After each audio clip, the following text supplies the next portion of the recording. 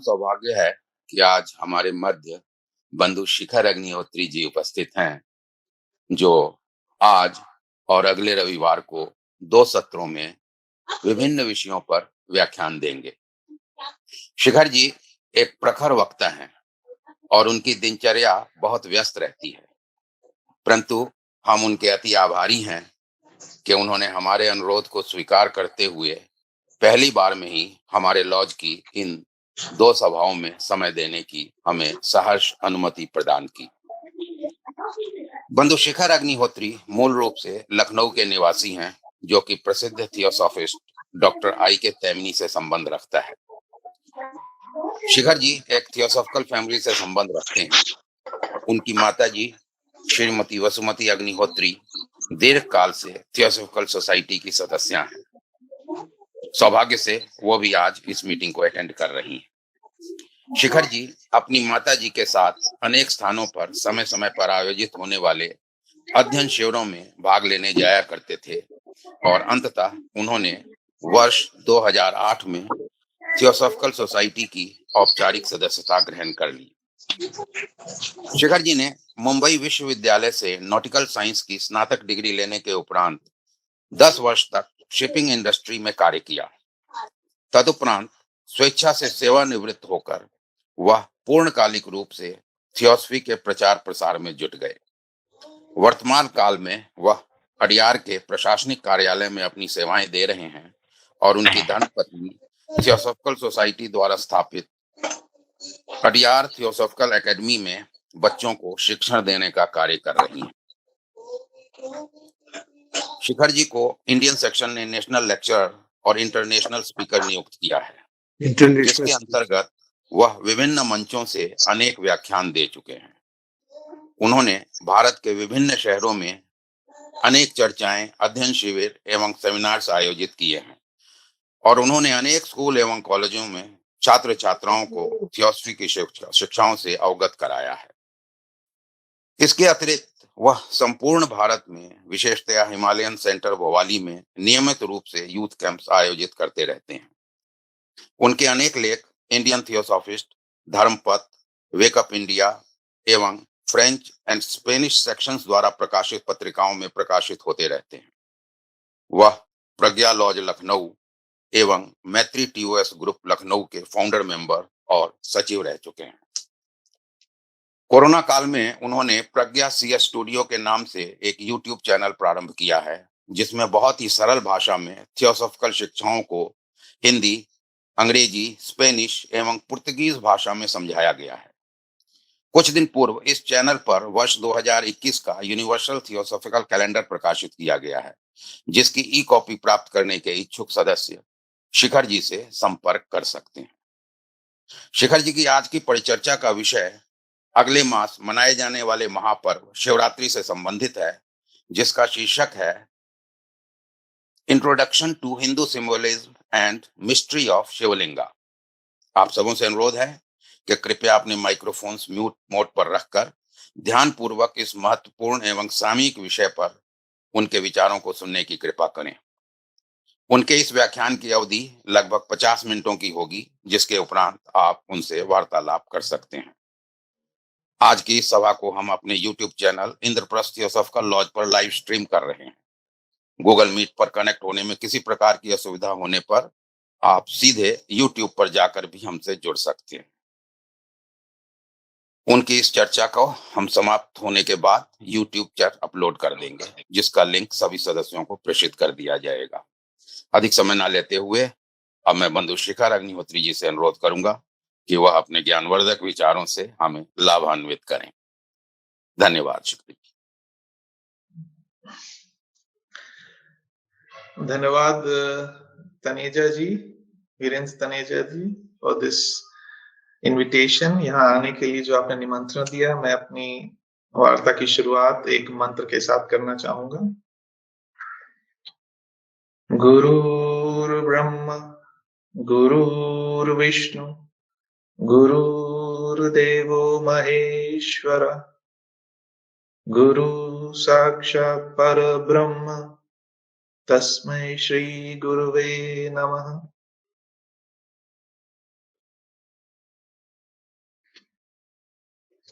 सभी आत्मीय बंधुओं को सादर प्रणाम। और आज की इस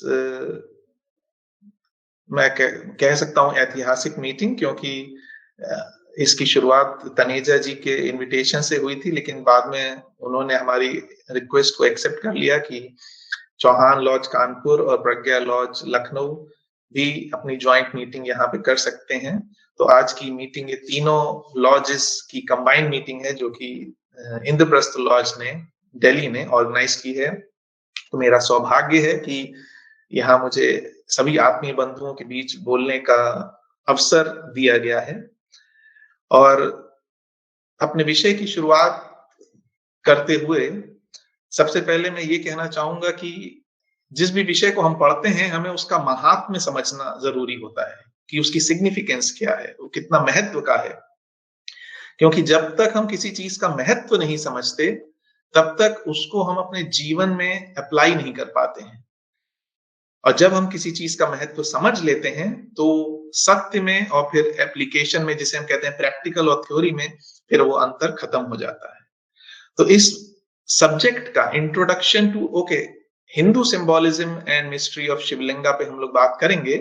लेकिन अगर केवल सिंबोलिज्म पे बात करें, तो इसका महत्व इतना अधिक है कि अगर हम देखें जो एचपी ब्लॉस्की जी ने सीक्रेट डॉक्ट्रिन लिखी, उसके दोनों वॉल्यूम्स में पूरा एक एक सेक्शन उन्होंने केवल सिंबोलिज्म पे डेडिकेट किया है।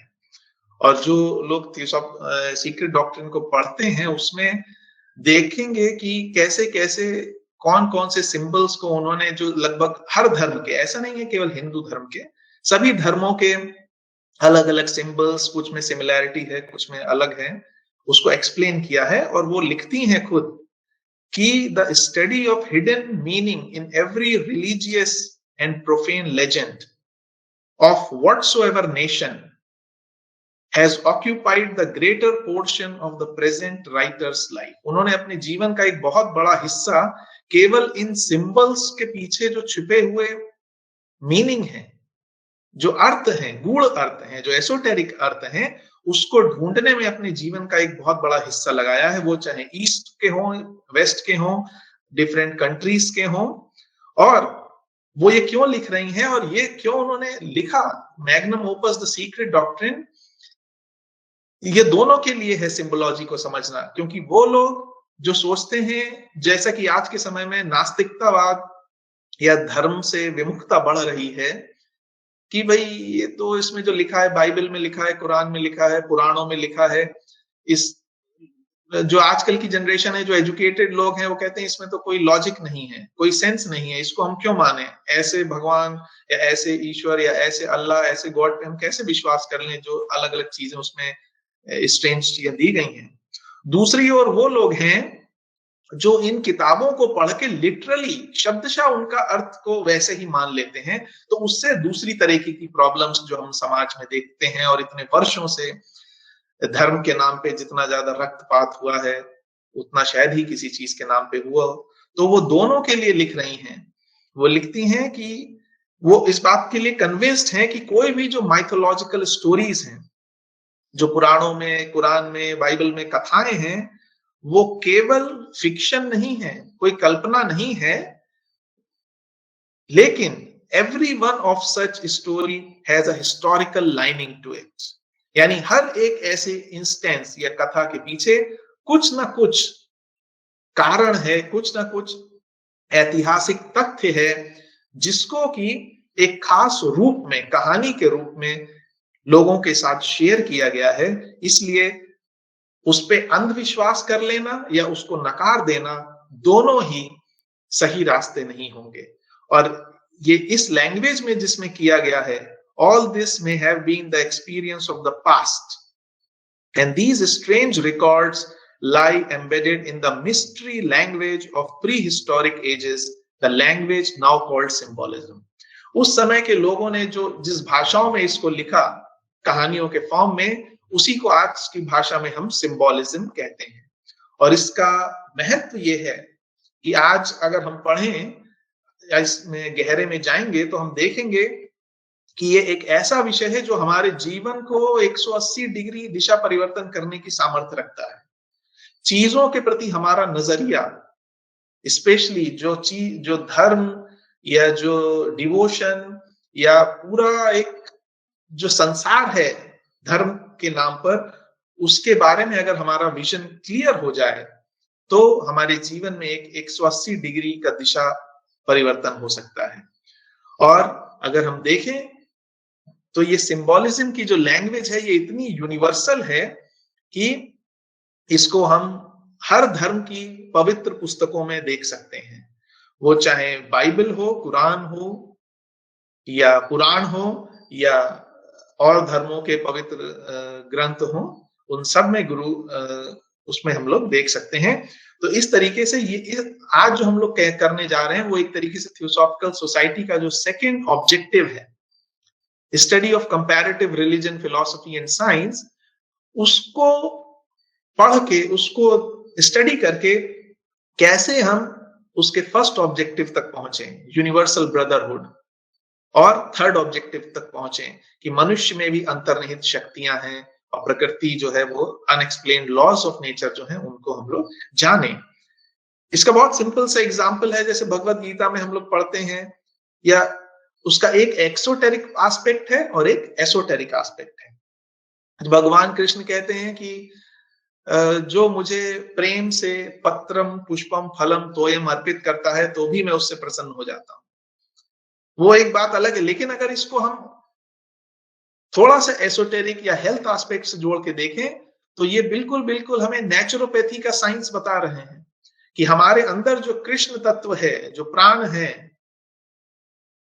वाइटैलिटी है, वो प्रसन्न हो जाती है या वो हेल्दी रहती है जब हम उसको नेचुरोपैथिक यानी पत्रम पुष्पम फलम तोयम, जल, फल, कंद मूल या कम से कम पका हुआ भोजन खाएं, तो उससे हमारे शरीर और हमारी जो हमारा मन है वो प्रफुल्लित रहते हैं, जिससे हमें अपने आंतरिक स्वभाव से जुड़ने में सहायता मिलती है।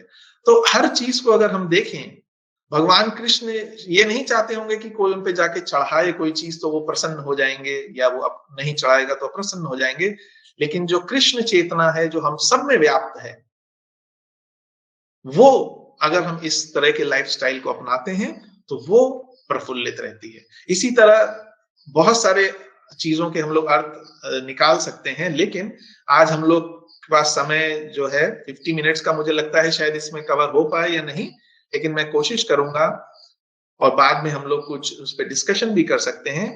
सबसे पहली बात, ये सिंबॉलिज्म यूज क्यों किया गया, प्रतीकों की जरूरत क्या पड़ी, तो इसके कई कारण थे।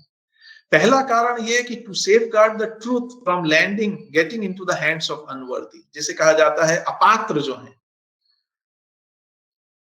क्योंकि जब तक हमारा मन शुद्ध नहीं है, हमारा चित्त शुद्ध नहीं है और हमारे पास अगर कोई शक्ति आ जाती है या हमें कोई सीक्रेट चीज पता चल जाती है, तो हम उस सीक्रेट चीज का या एसोटेरिक ज्ञान का भी दुरुपयोग ही करेंगे, और दुरुपयोग करने से अपने ही कर्मों को और विकट बनाएंगे। तो इसलिए ये कोई छुपाने की प्रवृत्ति नहीं थी लोगों से कि सिंबॉलिज्म यूज किया गया।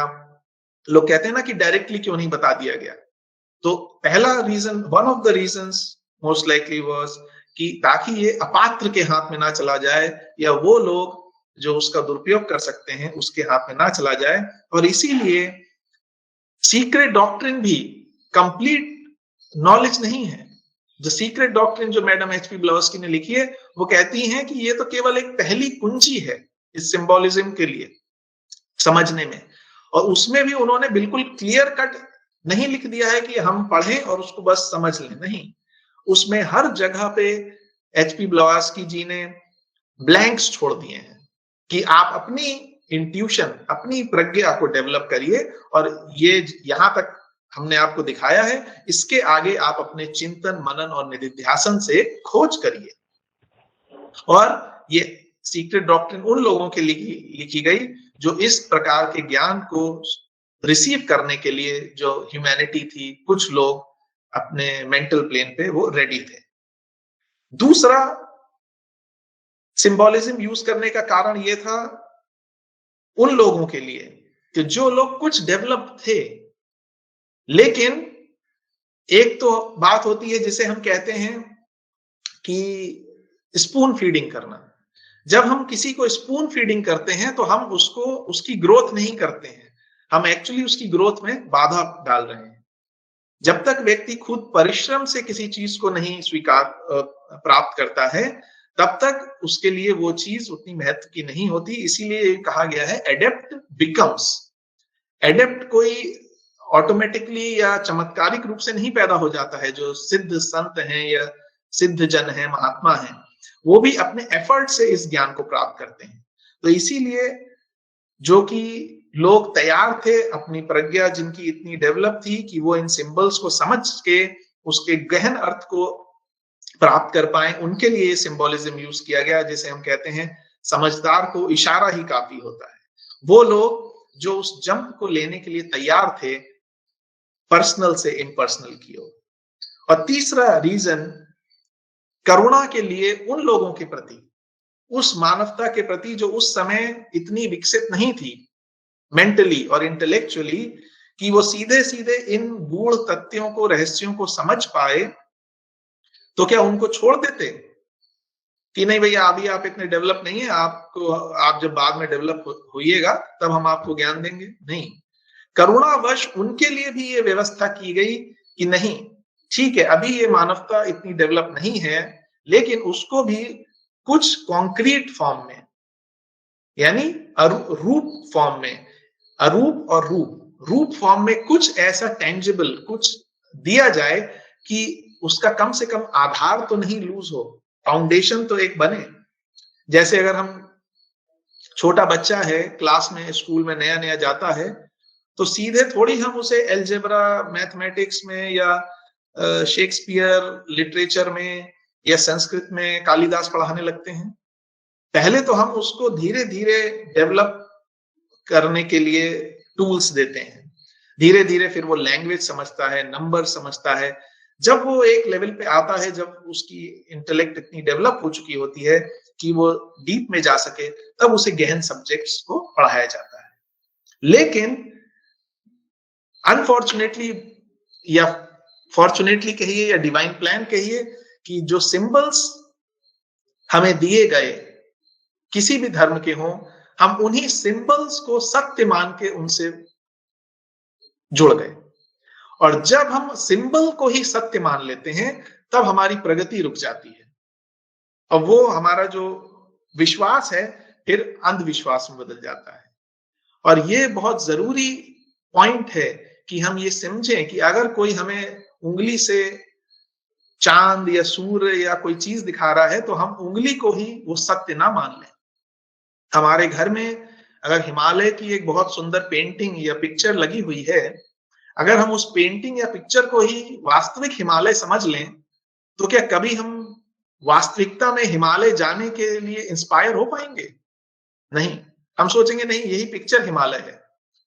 लेकिन वास्तव में हिमालय जाके वहां की जो नेचुरल फीलिंग है, वो हम तभी महसूस कर पाएंगे जब हम वहां स्वयं जाएंगे। लेकिन अगर हमने इस पिक्चर को ही हिमालय समझ लिया, तो हमारी प्रगति वहीं रुक गई और हम उससे आगे कभी नहीं बढ़ पाएंगे। तो इसलिए ये जानना बहुत जरूरी है कि ये सिंबल्स जो हैं, इनका उपयोग क्या है। और इसको हम समझ सकते हैं कि जो डिवोशन, जो भक्ति की बात होती है,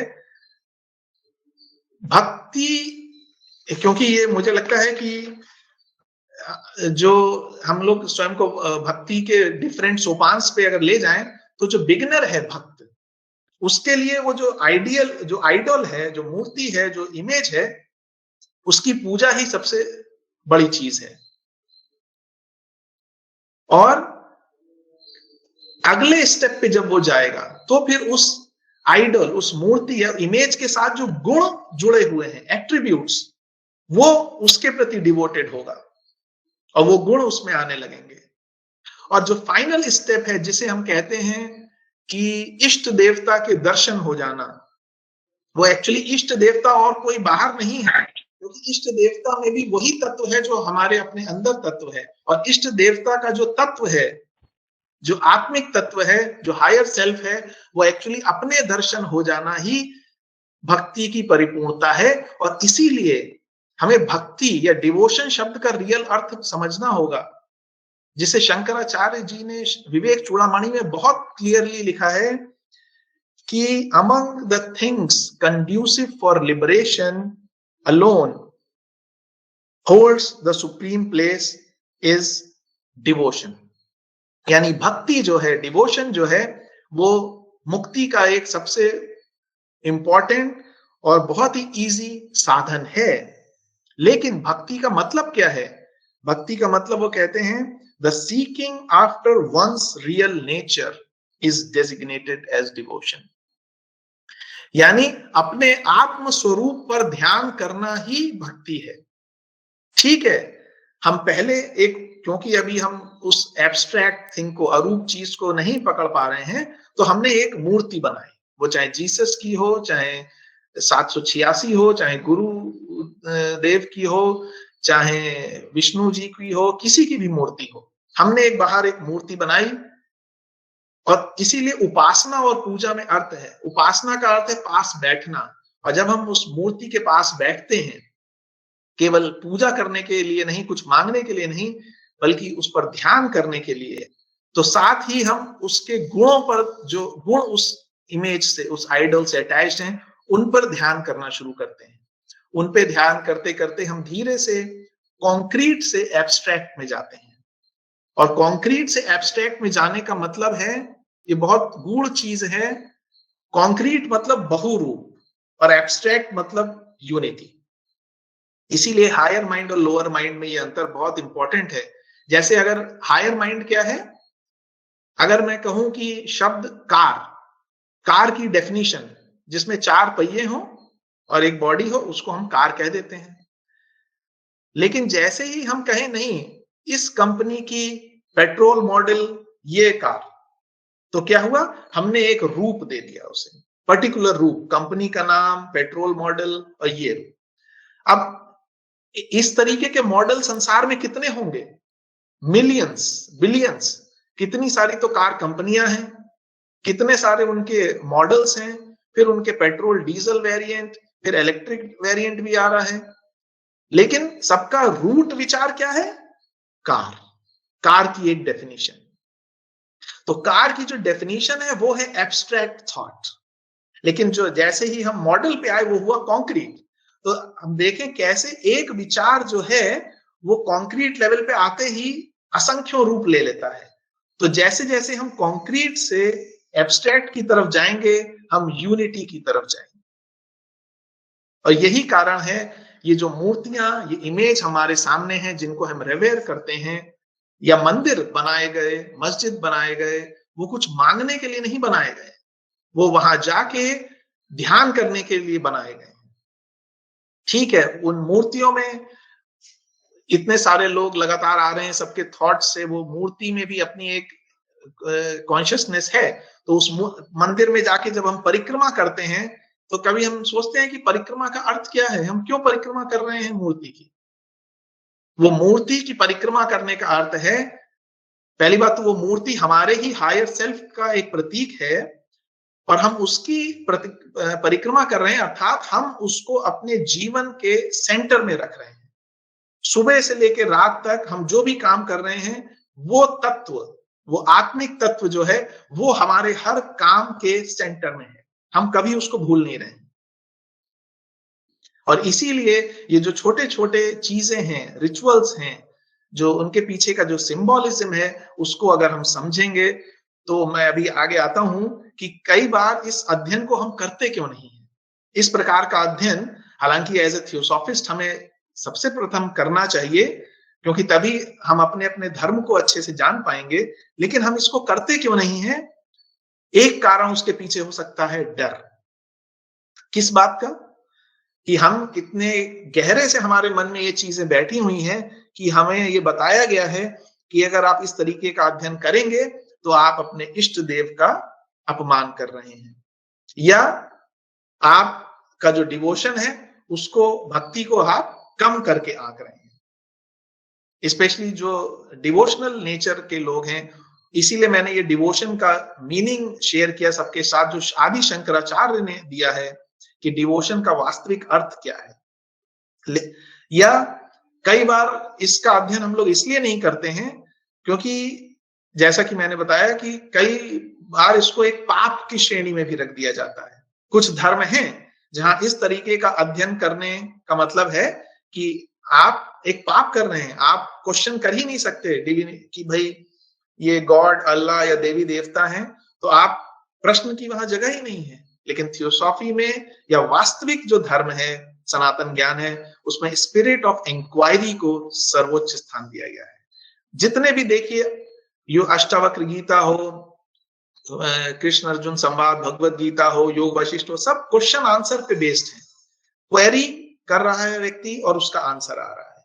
तो क्वेरी हमें जरूर करनी चाहिए और इसमें डिवोशन को कम करना या अपमान करना की कोई बात नहीं है। हालांकि कई बार ये इसलिए लोगों के मन में विचार होता है क्योंकि नास्तिक जो लोग इसमें विश्वास नहीं करते हैं, वो कई बार कुछ सिंबल्स का अपमान कर देते हैं, जिसकी वजह से सामाजिक अव्यवस्था बढ़ जाती है या एक दूसरे के प्रति वैमनस्य बढ़ जाता है।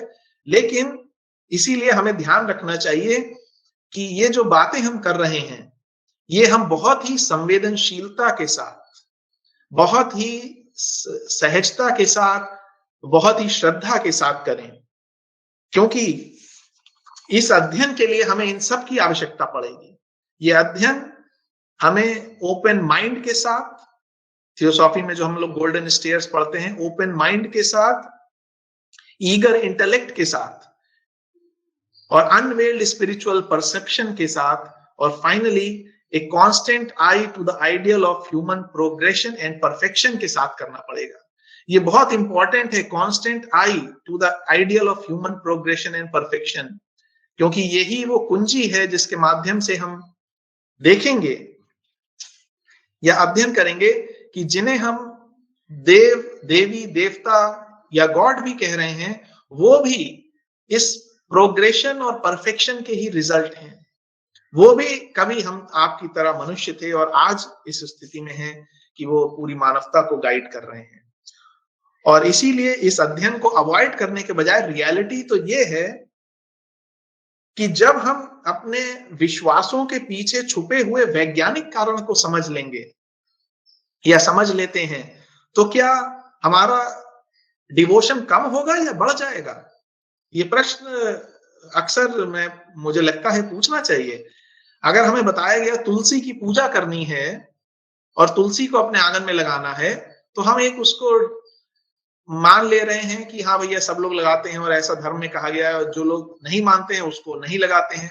लेकिन अगर हम ये जाने कि तुलसी का पौधा ऐसा है जो ऑक्सीजन 24 घंटे पीपल के अतिरिक्त भी देता है और अपने इतने रेडियस में वो विषाणुओं को आने से रोकता है, तो तुलसी के पौधे के प्रति हमारी श्रद्धा कम हो जाएगी या बढ़ जाएगी? बल्कि पहले अगर हम कुछ केयरलेस भी थे, तो अब हम उस पौधे की और ज्यादा देखभाल अच्छे से करेंगे पहले के कंपैरिजन में। या वो चाहे तुलसी का पौधा हो या पीपल का वृक्ष हो, जिसे कृष्ण भगवान गीता में कहते हैं, या जो भगवान शिव पर बेल पत्र के रूप में चढ़ाया जाता है। बेल पत्र शिवलिंग पे हम लोग चढ़ाते हैं या भगवान शिव को कहते हैं बहुत प्रसन्न है। बेल अगर देखा जाए तो वो ट्रिनिटी का, 3 जो पत्ते हैं उसके, वो ट्रिनिटी का सिंबोलिज्म है। और बेल हमारी आंतों के लिए, हमारे पेट के लिए अमृत का कार्य करता है। अमृत, तो जहां शिवता है वहीं अमरता है। तो इन छोटी छोटी चीजों को लेके हम आगे बढ़ेंगे और देखेंगे कि कैसे इस अध्ययन से हमारा जो बिलीफ है वो अंधविश्वास से विवेकपूर्ण श्रद्धा में बदल जाता है, और पहले की तुलना में ईश्वर की जो इमेज है हमारे मन में वो और ग्रैंड हो जाती है। क्योंकि हो सकता है अभी हम ईश्वर को मानते हैं कि वो जो चाहे कर सकते हैं, या जो भी चीज चमत्कार होता है हम कहते हैं ईश्वर ने कर दिया, गॉड ने कर दिया, या कुछ बुरा हो जाता है तो भी हम ये कह देते हैं। लेकिन जब हम नेचर में छुपे हुए लॉस को जान लेंगे या कम से कम अध्ययन कर लेंगे, तो हम देखेंगे कि वो जो ईश्वर, जो स्वयं नियम है, वो कितना महान है। वहां कोई भी मानवीय गुण की जो हम स्थापना कर देते हैं कि जैसे हम चापलूसी से प्रसन्न हो जाते हैं, वैसे ही ईश्वर भी प्रसन्न हो जाता है, वैसा नहीं है। तो फिर नियम में हमारी श्रद्धा बढ़ती है, क्योंकि God is law and law is God. और धीरे धीरे अगर हम सोचें कि इस विज्ञान को हम सोचें समझें, तो हमारे जो दैनिक जीवन के निर्णय हैं वो फिर विवेक पे आधारित होंगे, ना कि अंधविश्वास पे। और जब ऐसा होगा तो धर्म से अंधविश्वास और a lot of unnecessary violence and damage to environment can be avoided. वो चाहे ईद पे बकरों की सेक्रीफाइस हो, चाहे क्रिसमस पे टर्की या क्रिसमस ट्री की कटाई हो, या हिंदू धर्म में कहीं कहीं पे अभी भी धर्म के नाम पे पशु बलि हो, ये सब खत्म हो जाएगा। क्योंकि जो हम सोचते हैं कि ये करके हम ईश्वर को प्रसन्न कर रहे हैं, उससे बड़ा पाप हम कोई नहीं कर रहे हैं। और धीरे धीरे इन सिंबल्स पे जब हम ध्यान करेंगे, तो ध्यान करते करते वो जो गुण हैं वो हमारे अंदर आएंगे, और एक समय ऐसा आएगा कि हम अपने अंदर के ही जो ईश्वर है उसको जब रियलाइज करेंगे, वही अवतार है, वही अवतरण है हमारी उस हायर चेतना का, जिसे हम कहते हैं कि इष्ट देवता ने दर्शन दिए। हालांकि कई बार, जैसे हम श्री रामकृष्ण परमहंस जी का उदाहरण इस संदर्भ में ले सकते हैं, कि उनकी इतनी प्रगाढ़ डिवोशन थी कि काली माँ उन्हें सामने दिखती थी, और उसमें उनके लिए कोई डाउट नहीं था कि ऐसा नहीं है। अगर हम उनसे जाके कहें नहीं नहीं ये आपका इमेजिनेशन है, तो नहीं, एक्चुअली उनकी ही थॉट पावर ने उस मूर्ति को जीवंत कर रखा था। और ये बात जब तोतापुरी जी आए, और ये उसको किसी सेंस में हम डिमीन नहीं कर रहे हैं, क्योंकि उस लेवल तक का श्रद्धा या डिवोशन होना भी बहुत रेयर बात है, कि हमारा इतना थॉट स्ट्रांग हो कि सामने जो मूर्ति रखी है वो भी हमारे विचारों से जीवंत हो जाए। ये भी एक बहुत स्ट्रांग और हाई स्टेज ऑफ कंसंट्रेशन है। लेकिन जब तोतापुरी जी आए, तो उन्होंने श्री रामकृष्ण जी परमहंस जी को के साथ जो एक्सपेरिमेंट किया, और कैसे वो सबीज से निर्बीज आकार से निराकार की तरफ गए, वो हम लोग जानते हैं। तो इसीलिए इस ज्ञान को, इस सिंबोलिज्म को समझ के हम क्यों करना चाहिए, इस पे हम लोग आते हैं। पहली बात, जैसे मैंने अभी कही, कि धर्म पर लोगों का धीरे धीरे विश्वास कम होता जा रहा है। अगर हिंदू धर्म की हम लोग यहाँ बात कर रहे हैं, या कोई भी धर्म हो, नास्तिकता बढ़ रही है। क्यों? क्योंकि जो आधुनिक एजुकेटेड माइंड है, उसको हम केवल ये नहीं कह सकते बच्चों को कि इसमें विश्वास कर लो। कितने माता पिता ये कंप्लेन करते हैं कि भाई हमारा बच्चा मंदिर नहीं जाता, चर्च नहीं जाता, या ये नहीं करता, वो नहीं करता, पूजा नहीं करता, उसको कहो। क्यों? क्योंकि इस समय मानवता का इंटेलेक्ट डेवलप हो रहा है, लॉजिक डेवलप हो रहा है। हम उसको केवल कहें कि नहीं विश्वास कर लो, तो नहीं, हमें उसके पीछे का कारण उसको बताना पड़ेगा, उसका रीजन बताना पड़ेगा, तब उसकी मर्जी है, और चांसेस हैं कि वो उस बात का जब साइंस समझ लेगा तो उसको ज्यादा आसानी से समझ पाएगा। और दूसरा कारण ये है कि इस स्टडी को जब हम नहीं कर पाते हैं, तब कहीं धर्म का क्रिटिसिज्म होता है। जो लोग आजकल, बहुत लोग धर्म को बचाओ की बात करते हैं, और धर्म को, अपने अपने धर्म को बचाने के लिए दूसरों को मारते हैं, उसकी बजाय, या धर्म के नाम पे कन्वर्जन करते हैं, वो कोई भी धर्म हो, उनको मेरे ख्याल से धर्म का बिल्कुल भी नहीं पता है कि वो बचा क्या रहे हैं। क्या वो एसेंस ऑफ धर्म बचा रहे हैं? क्या हम धर्म को बचा पाएंगे केवल लोगों को कन्वर्ट करके इधर से उधर या उधर से इधर, या दूसरों को मारकर? या हम वाकई में धर्म को बचा पाएंगे जब हम उसकी गूढ़ शिक्षाओं को आत्मसात करेंगे, और ऐसे किसी भी मंच से जहां पे लोग हमारी बात सुन रहे हैं, उन शिक्षाओं को, उस ज्ञान को लोगों के साथ शेयर करेंगे कि नहीं, इसके पीछे का ये विज्ञान है, जो कि थियोसॉफिकल सोसाइटी ने, एनी बेसेंट ने, एचपी ब्लावास्की ने अपनी सीक्रेट डॉक्ट्रिन में, अपने स्क्रिप्चर्स में, अपने लेक्चर्स में दुनिया भर में किया है। और इसीलिए थियोसॉफिकल सोसाइटी, थियोसॉफी के लिटरेचर को पढ़ने का सबसे बड़ा यही फायदा है कि हम जब थियोसॉफी के प्रकाश में अपने धर्म को समझते हैं, तो हम एक और अच्छे हिंदू या एक और अच्छे मुस्लिम या एक और अच्छे क्रिश्चियन बनते हैं। और अगर वाकई में हम इस तरीके से देखें कि अगर क्रिश्चियंस इस बात को समझते कि इंक्विजिशन का वास्तविक मतलब क्या है, inquisition, inquiry, judging ourselves instead of going on killing people, या जिहाद का क्या मतलब है, अपने अंदर की बुराइयों को खत्म करना मतलब है, ना कि नॉन बिलीवर्स को खत्म करना। या इसी तरीके के और कुछ धर्मों में जो चीजें आती हैं कि किस, अगर उनका वास्तविक अर्थ हम समझें तो इतने बड़े बड़े जो वायलेंस हो रहे हैं संसार में वो खत्म हो जाएंगे, और जो एक दूसरे के प्रति वैमनस्य की भावना है वो खत्म हो जाएगी। और इसीलिए हमें इस अध्ययन को करना चाहिए, क्योंकि तब वास्तव में जो लोग कहते हैं या समझते हैं कि दूसरे का धर्म छोटा है, या स्पेशली अगर हिंदू धर्म की बात करें तो एचपीबी लिखती हैं कि वेस्टर्न कंट्रीज में उसको ठीक तरीके से समझा ही नहीं गया। वो कहते हैं कि पॉलीथीज्म, यानी हिंदू लोगों के 33 करोड़ देवी देवता हैं, लेकिन आई के तैमनी जी लिखते हैं कि अगर हमें देवी देवताओं के कंसेप्ट को समझना है तो हमें उनको समझना होगा as functions and powers of one immutable principle. एक इम्यूटेबल तत्व है जिसके कि ये सब शक्तियां, फंक्शंस एंड पावर्स।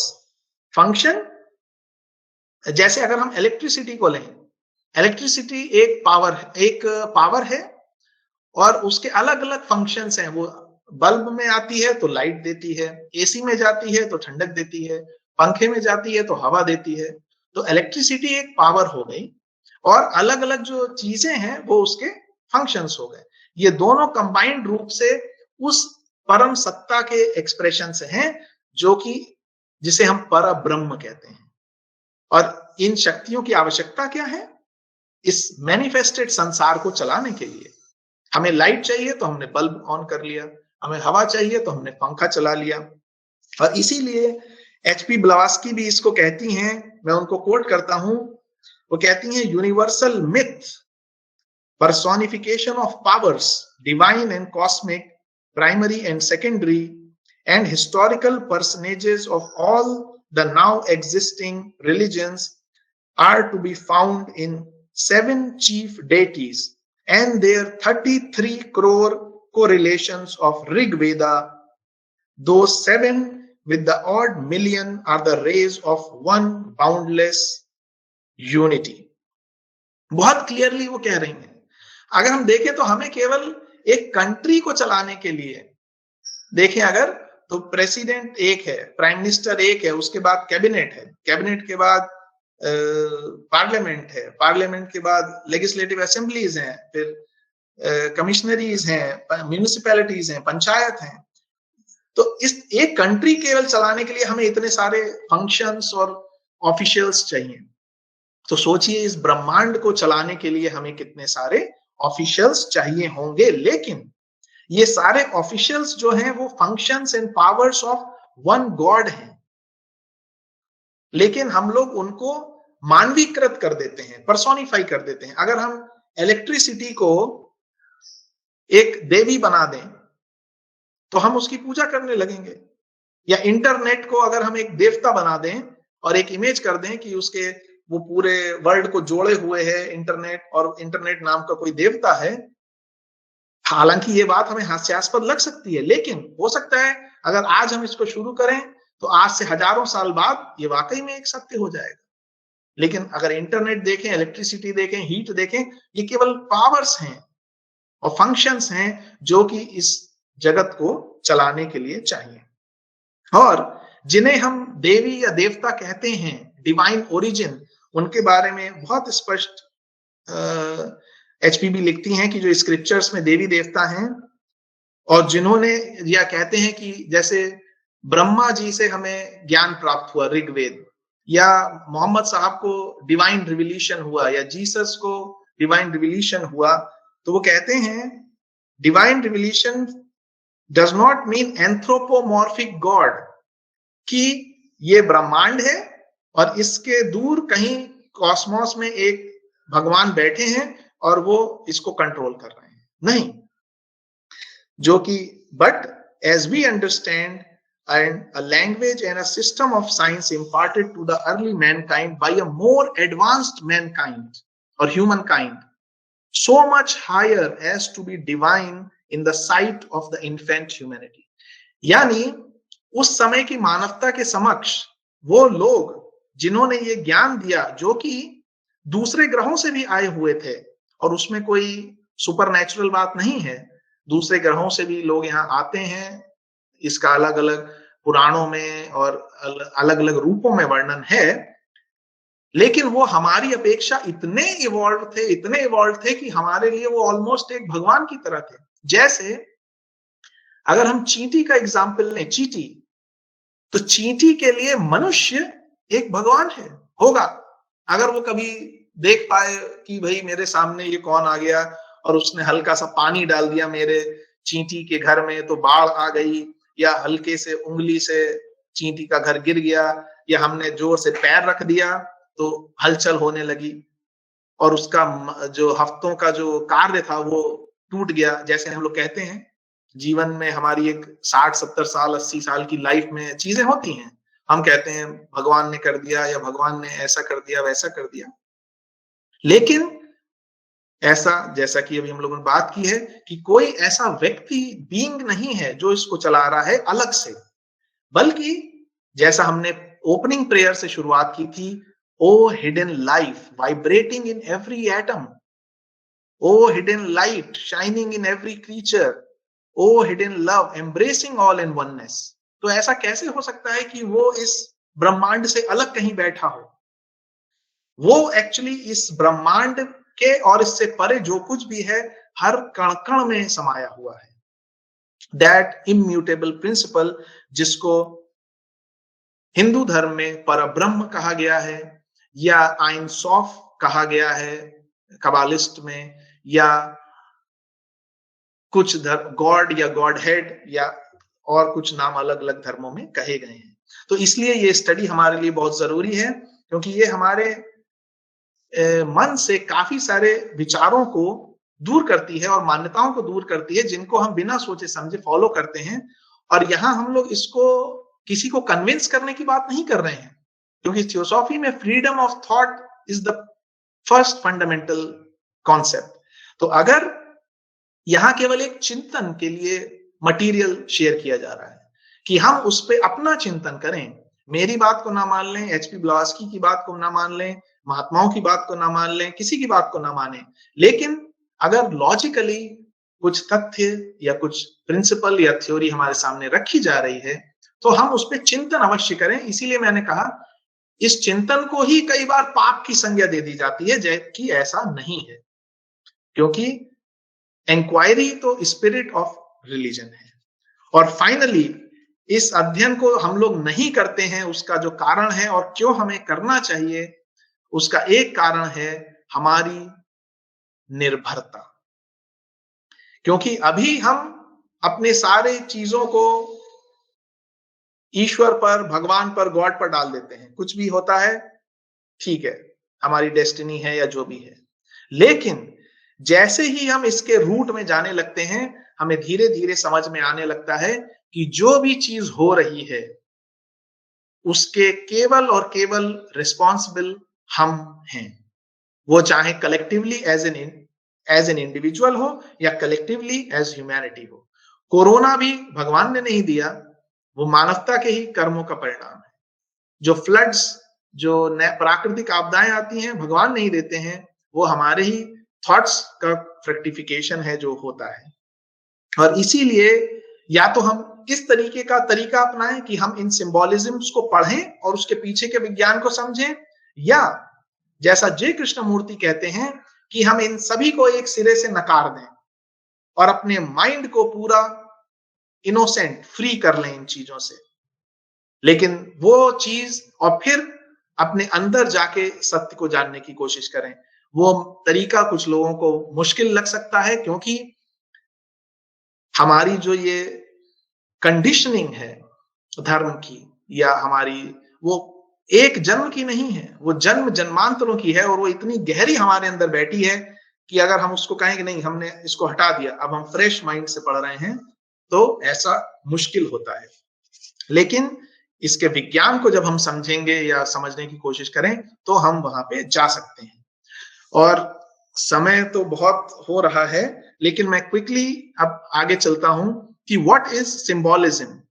सिंबोलिज्म को अगर हम समझें तो सिंबोलिज्म एक्चुअली एक आर्ट है, आर्ट जिसमें कि हम अलग अलग तरीके के आइडियाज, ऑब्जेक्ट्स या जो प्रोसेस हैं उनको साइंस और सिंबल्स के माध्यम से लोगों के समक्ष रखते हैं।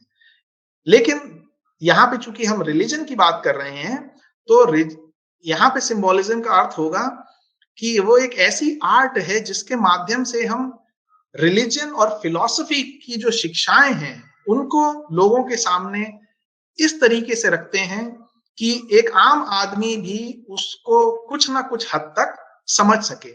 और ये सिंबोलिज्म के कोई वैज्ञानिक इन्वेस्टिगेशन का विषय नहीं है, बल्कि it is a question of interpretation. हम उस सिंबल से क्या इंटरप्रेट कर रहे हैं, ये मेन चीज है। और वो इंटरप्रिटेशन भी कोई सतही लेवल पे नहीं होना चाहिए। जैसे कि अभी हम एग्जाम्पल के तौर पे शिवलिंग, कुछ लोगों ने शिवलिंग को केवल एक रिप्रोडक्शन सिस्टम का सिंबोलिज्म मान के उसकी पूजा करते हैं, जो कि एक बहुत ही, एक तरीके से कहना चाहिए, शिवलिंग का डिग्रेडेशन है। शिवलिंग का जो सिंबोलिज्म है वो उस पर हम लोग अभी आएंगे कि कैसे उसको हम समझें, क्या उस पर ध्यान करने की जरूरत है, उसका गहन अर्थ क्या है। लेकिन यहाँ बात इस बात को है कि जो भी सिंबल हमारे सामने है उसको हम केवल सतही तौर पे, हाँ हमने उसको कुछ भी अर्थ दे दिया, ऐसा नहीं है।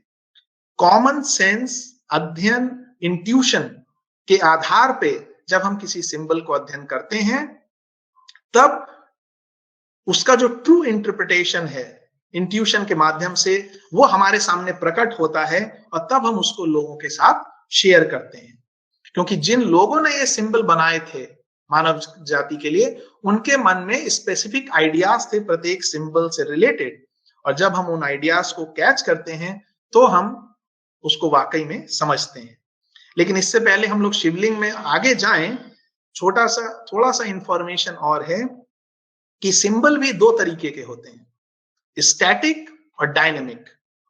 स्टैटिक सिंबल को हम सिंबल जनरली कह देते हैं और डायनेमिक सिंबल को हम लोग एलेगोरी कह देते हैं। उस पे हम लोग आएंगे। स्टैटिक सिंबल का मतलब क्या है? स्थिर, स्थिर प्रतीक। स्टैटिक सिंबल वो होते हैं जिसमें एक फॉर्म हम कोई सेलेक्ट करते हैं किसी चीज को रिप्रेजेंट करने के लिए। वो फॉर्म सिंपल भी हो सकती है और कॉम्प्लेक्स भी हो सकती है।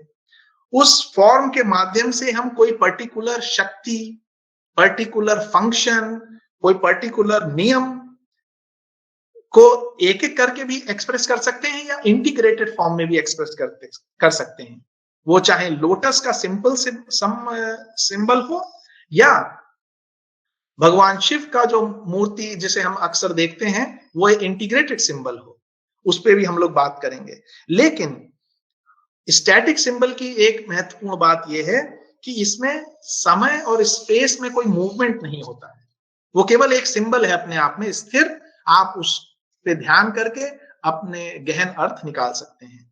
लेकिन जो डायनेमिक सिंबल है, एलेगोरी या फेबल या पैराबल या दृष्टांत या कहानी, उसका मतलब होता है उस कहानी के माध्यम से हमें कोई ना कोई मॉरल नियम बताया जा रहा है या प्राकृतिक प्रोसेस बताया जा रहा है या आध्यात्मिक सत्य बताया जा रहा है बहुत ही इंटरेस्टिंग मैनर में।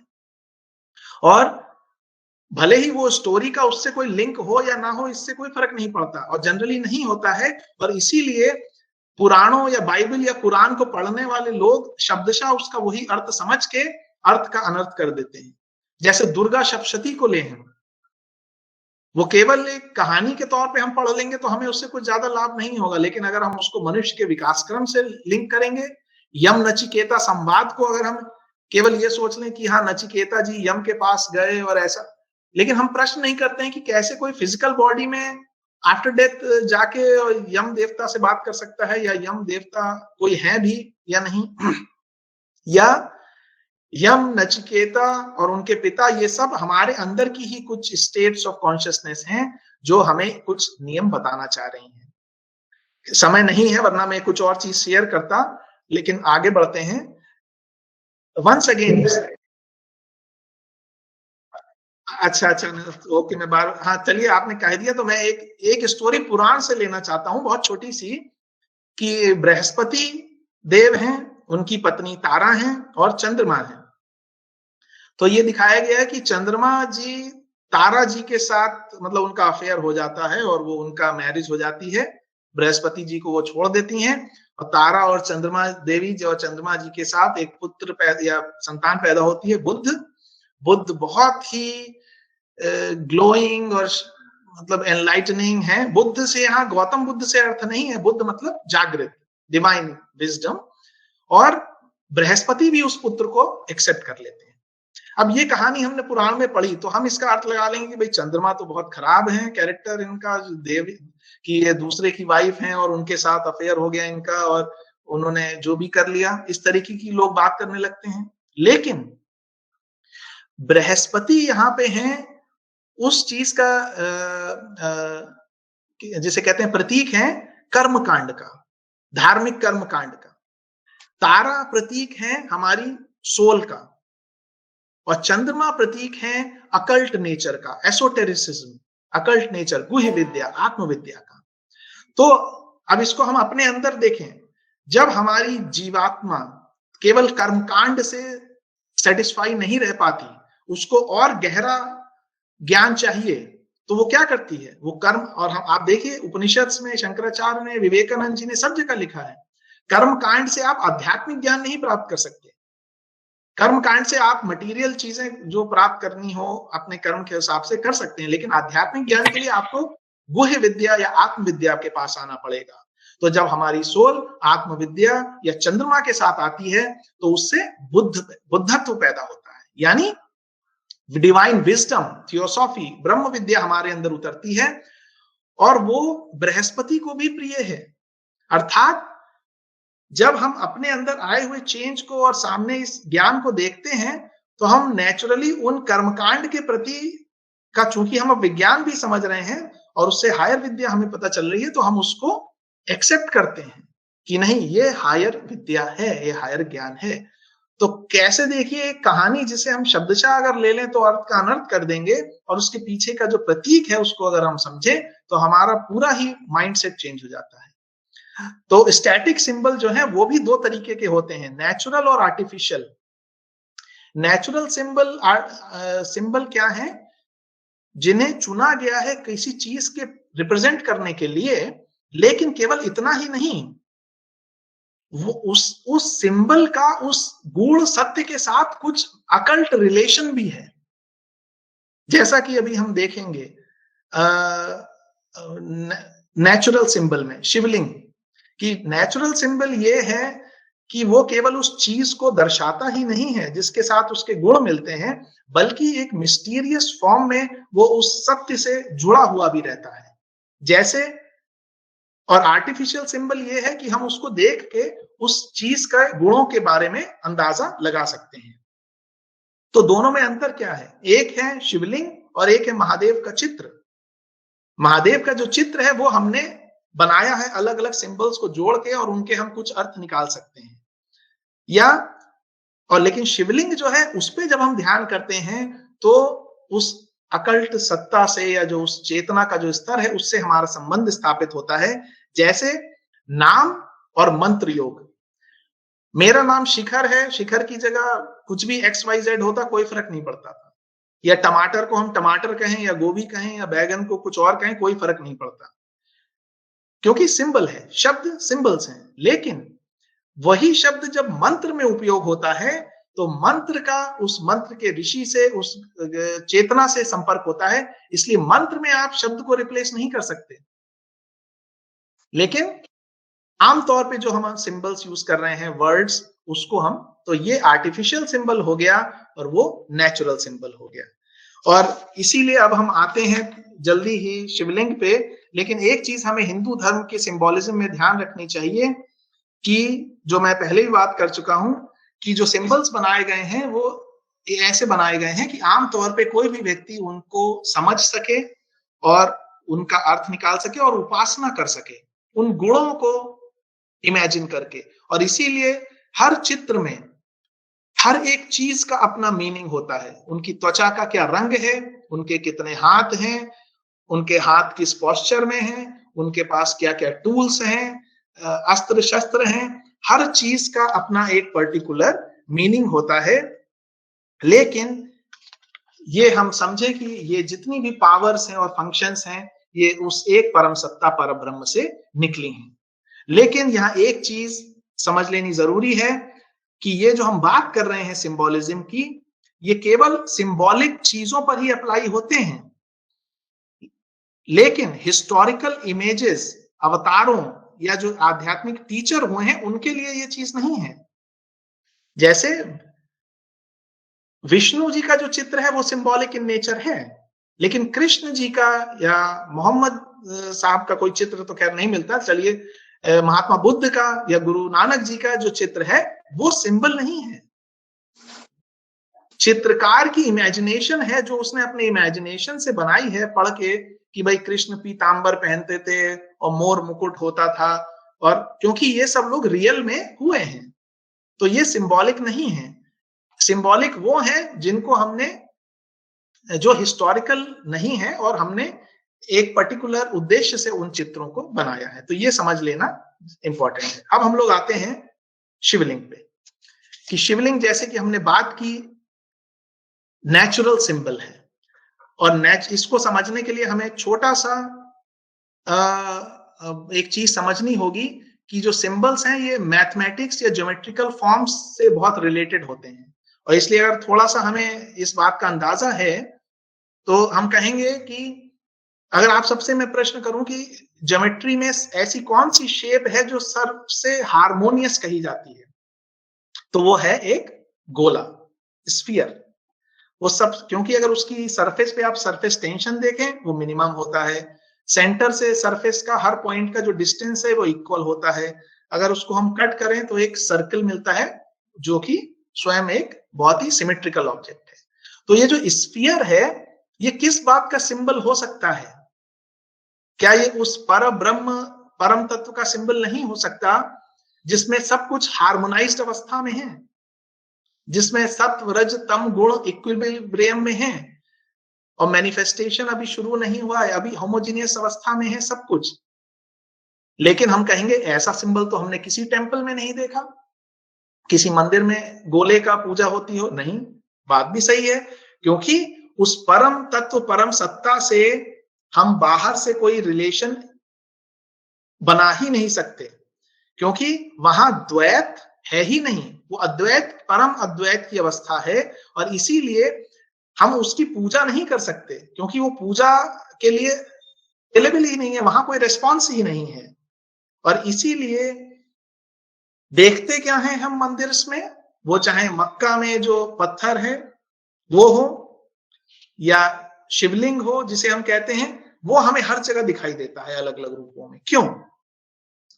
क्योंकि जब ये गोला हम जिसे कह रहे हैं स्फीयर, इसमें जब विकार उत्पन्न होता है, थोड़ा इमेजिनेशन करने की कोशिश करें, जब इसमें विकार उत्पन्न हो और ये जो सेंटर है वो दो सेंटर्स में डिवाइड हो जाए, तो वो गोला क्या फॉर्म ले लेगा? वो एक अंडाकार फॉर्म ले लेगा या इलिप्सॉइड का फॉर्म ले लेगा।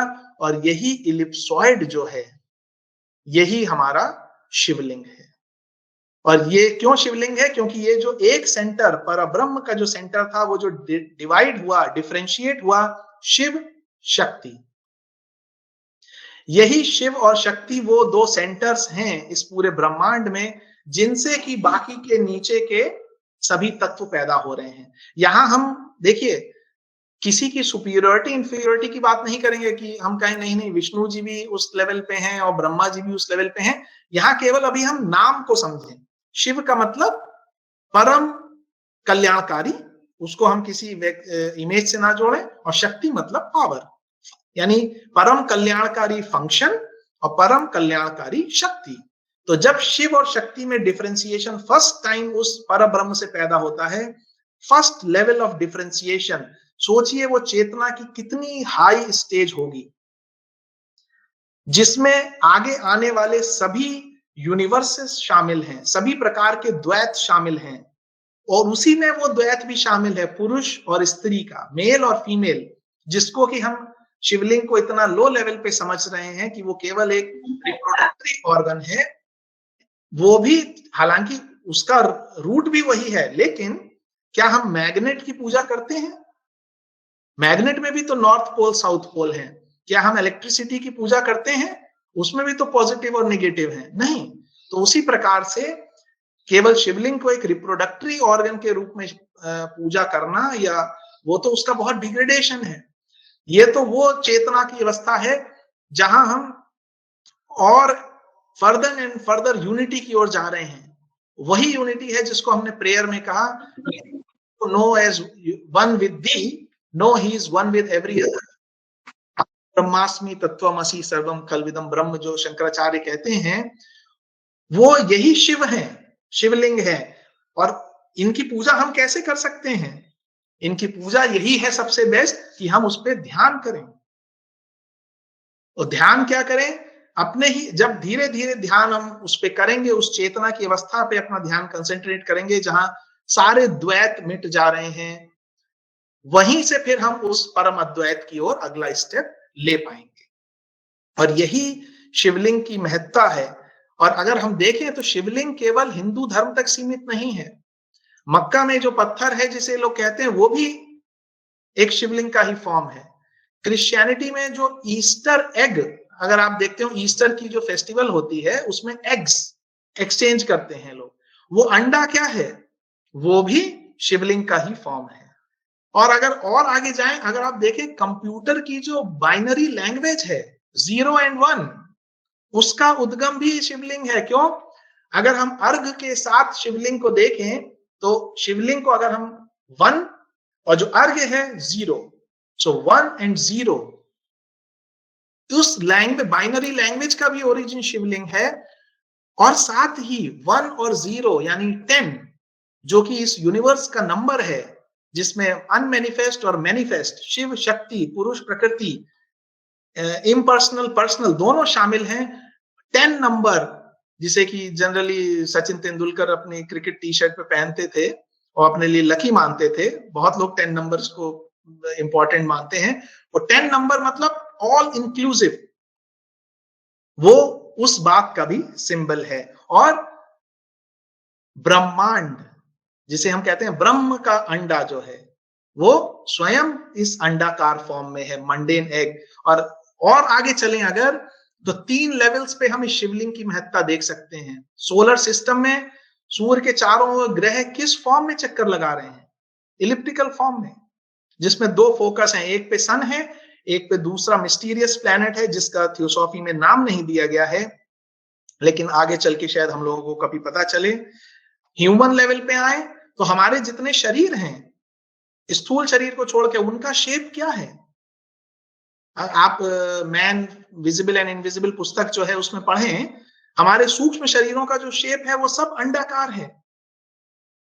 और तीसरा, एटॉमिक लेवल पे आए तो जो न्यूक्लियस के चारों ओर इलेक्ट्रॉन क्लाउड है, वो भी उसके चारों ओर इलिप्टिकल या क्वासी इलिप्टिकल फॉर्म में रोटेट कर रहा है।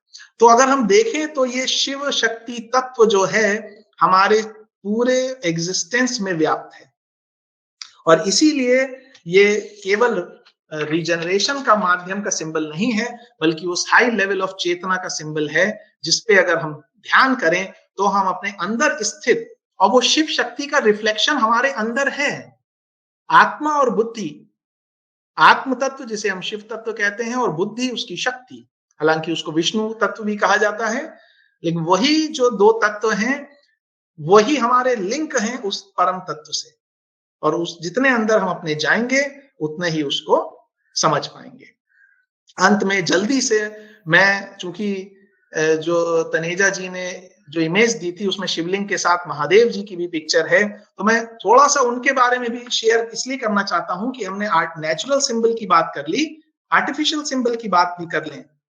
ऐसा नहीं है कि कोई मना कर रहा है कि शिव या महादेव जैसे या कोई हुआ नहीं।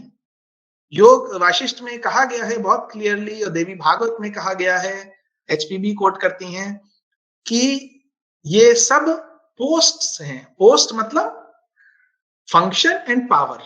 भाई मैं प्राइम मिनिस्टर हूं तो मेरे कुछ फंक्शंस एंड पावर्स हैं, मैं चीफ मिनिस्टर हूं तो मेरे फंक्शन पावर हैं, मैं टीचर हूं तो मेरे कुछ फंक्शन पावर हैं, मैं पोस्टमैन हूं तो मेरे कुछ फंक्शन पावर हैं। उसी प्रकार ये सब चेतना की वो अवस्थाएं हैं जहां पे कुछ फंक्शंस हैं और कुछ पावर्स हैं, ब्रह्मा विष्णु महेश। लेकिन यहां बैठता कौन है? यहां मनुष्यता से ही डेवलप किए हुए जो लोग वहां तक पहुंचे हैं, जिन्हें हम, जो हमारी नजर में भगवान हैं, ईश्वर हैं, गॉड हैं, उनको हम गॉड कह देते हैं और फिर उनको हम लेकिन मानवीकृत कर देते हैं कि भाई वो प्रसन्न भी हो रहे हैं, वो दुखी भी हो रहे हैं, वो गुस्सा भी हो रहे हैं। लेकिन ये प्रश्न हम नहीं करते कि भगवान को तो हम करुणा निधान इम्पर्सनल सब कुछ कह रहे हैं, तो ये जो निम्न स्वभाव हैं, क्रोध, ईर्ष्या, द्वेष और प्रसन्नता, अप्रसन्नता, ये कैसे वहां पे प्रकट हो रहे हैं? वो तो एक समान आनंद और करुणा के स्टेट में होने चाहिए। तो इसीलिए ये हुआ होगा कि भाई कोई महान योगी, ये कहा जाता है कि जो महादेव हैं वो सभी योगीज के पेट्रन हैं। कोई महान योगी, महायोगी हुए हैं, लेकिन उनको हम अगर भगवान बना दें तो ये हमारा ही गलती होगी। तो महादेव की अगर पिक्चर हम देखें तो हम देखें कि उनकी बॉडी सबसे और उनके जो सिंबल्स हैं बड़े ही इंटरेस्टिंग हैं। वो हर तरीके से हमें उस अद्वैत की तरफ ले जाते हैं। उनकी बॉडी को हम देखें, वो राख से उनको स्नान होता है।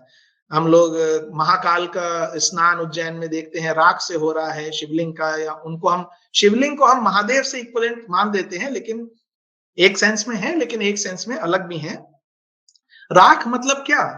राख मतलब जो भी टेम्पररी है, वो सब, जितना भी फॉर्म है वो सब टेम्पररी है, वो एक दिन राख बन जाने वाला है।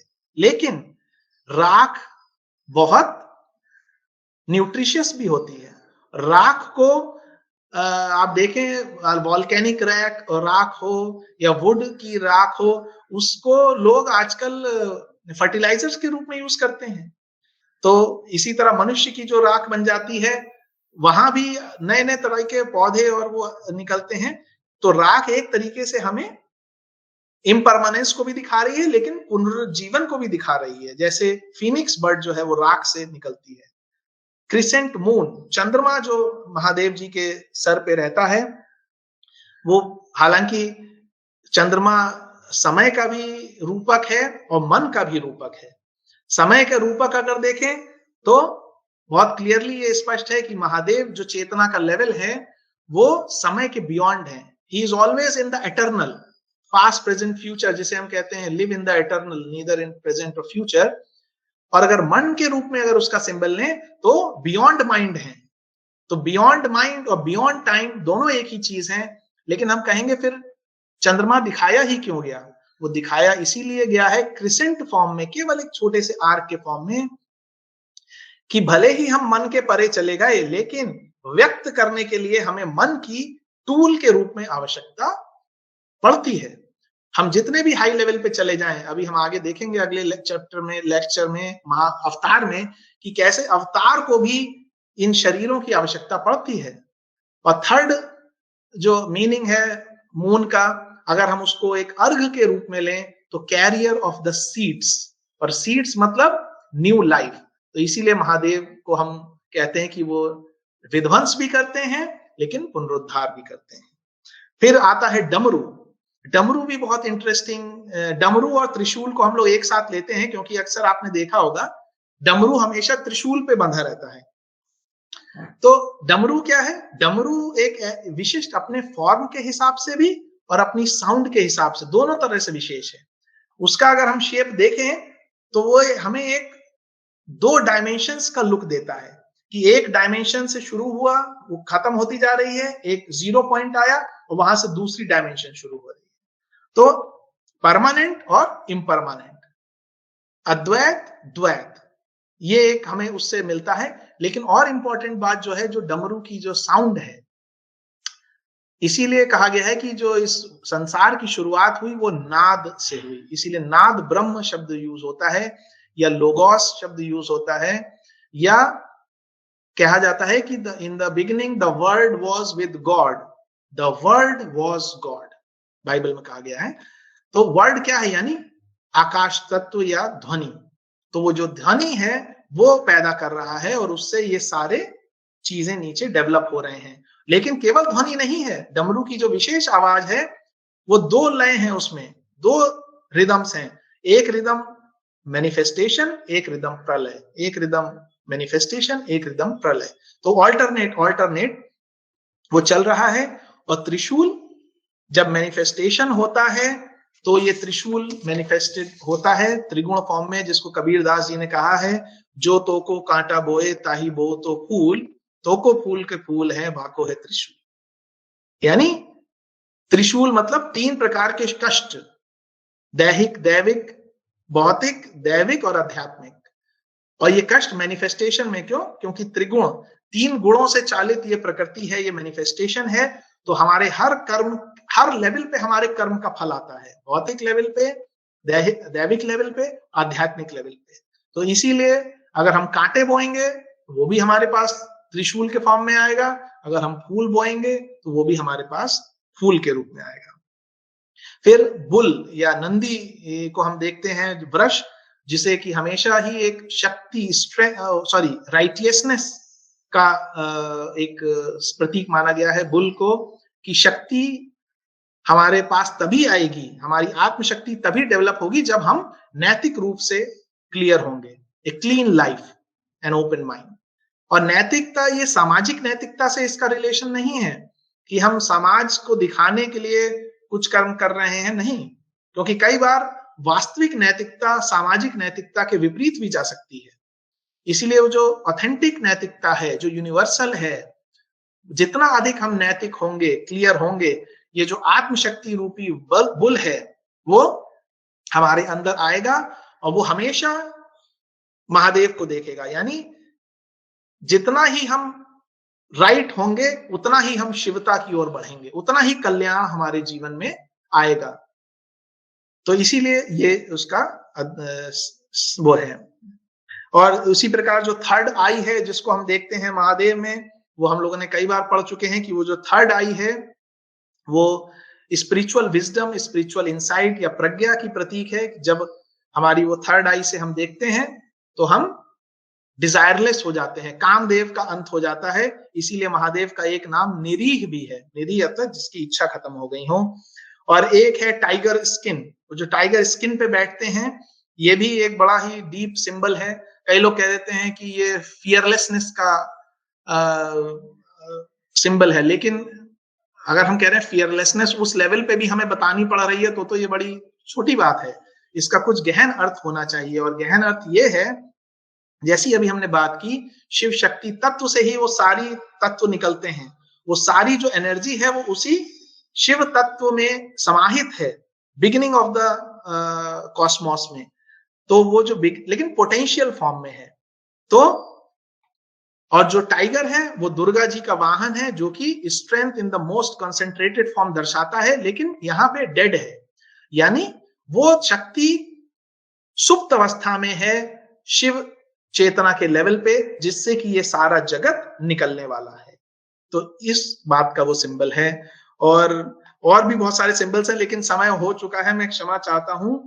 कि नाग उनके गले में रहता है, और गंगा जी और उनके सर से निकलती रहती हैं, और उनका नीला जो थ्रोट है उसका भी कुछ सिंबल है। लेकिन मेरे ख्याल से वो सब हम सब और अध्ययन करें, अपना अपना अध्ययन करें उसको। और यहाँ पे केवल ये नहीं है कि मैं आपको सब कुछ बता दूं और हम उसको याद कर लें, या जो मैंने बताया वो सही है। ये केवल एक विचार है जो शेयर किया है, ताकि इससे हमारे अंदर एक स्पार्क पैदा हो कि जो चीज हम देख रहे हैं उसके पीछे का सिंबोलिज्म क्या है। और वो सिंबोलिज्म की ओर जब हम जाएंगे, आप देखेंगे कि आपके अंतर से अर्थ निकलने शुरू होंगे, और वो अर्थ वास्तव में आपके लिए वास्तविक अर्थ होंगे। और तब हम धर्म को और अच्छी तरीके से समझेंगे और एक्सप्लेन कर पाएंगे दूसरों को। और यही वास्तव में धर्म की रक्षा करना है। धर्म की रक्षा करना ये नहीं कि हम किसी से लड़ जाएं और या शरीरों को खत्म कर दें। जब हम धर्म के एसेंस को समझेंगे तो वो हमें अल्टीमेटली एक दूसरे से बंधुत्व को की ओर ले जाएगा, और जब बंधुत्व की ओर ले जाएगा तो वास्तव में जब सभी बंधु हैं तो किससे हम द्वेष करें, किससे हम नफरत करें। हालांकि सामयिक तौर पे अगर कुछ हमारी ड्यूटी बनती है तो वो ड्यूटी हमें करनी चाहिए। और इसी के साथ मैं इस अपनी वाणी को यहीं विराम देता हूं और क्षमा चाहता हूं कि मैं समय से ज्यादा ले लिया। तनेजा जी, थैंक यू सर।